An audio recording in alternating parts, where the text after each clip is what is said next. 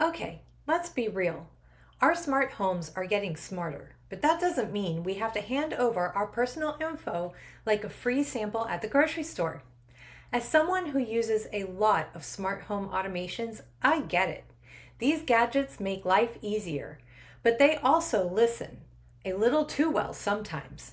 So today, let's talk about how to keep your smart home actually smart without it knowing your entire life story. First things first, know what's being collected. Your voice assistant, whether it's that one, or even that one, is basically a digital detective, always gathering info. Amazon Alexa collects about 28 data points on you. Google Home grabs about 22. So, yeah, that includes your location, browsing history, and even audio recordings. Yikes! Now, Siri, Apple takes a different approach.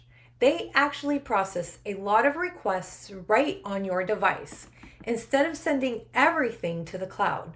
Plus, Siri doesn't attach your voice commands to your Apple ID. So if privacy is your main concern, Siri is definitely the more private option, but you still want to check your settings to be sure. Also, mute the thing when you're not using it. I mean, do you really need your smart speaker listening while you're binge watching reality TV? Probably not. Most devices have a mute button, so use it.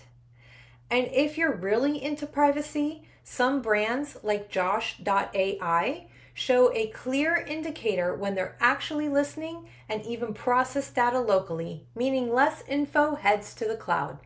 Apple's HomeKit does something similar, encrypting everything before it's stored, which is a nice plus. Let's see, rename.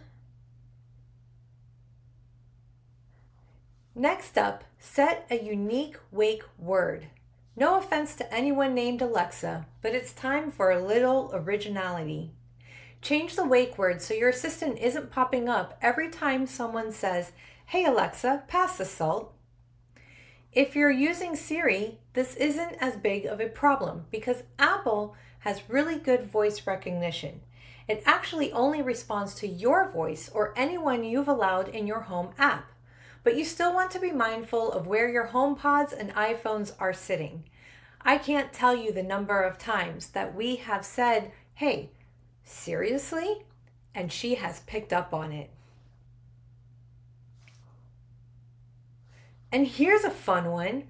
Not really fun, but important.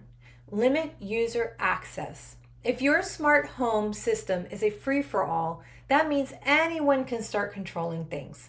Set up password protected user accounts for family members so your 5-year-old doesn't accidentally order 20 pounds of gummy bears.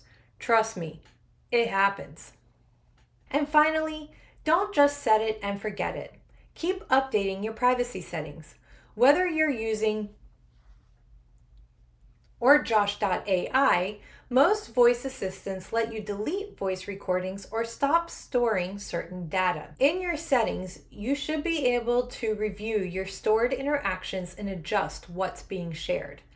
Oh, and while you're at it, disable personal requests on shared devices because you don't want your HomePod reading your text messages out loud when guests are over. So there you have it. Your smart home should be working for you, not spying on you. I love my smart home gadgets, but I also love knowing my data isn't out there floating in cyberspace. Take a few minutes to lock things down and you'll enjoy all the benefits of automation without the oversharing. Did you find this helpful? Give this video a like and follow for more smart home and real estate tips. And hey, if your smart speaker randomly just answered me while you were watching this, you really need to check those settings.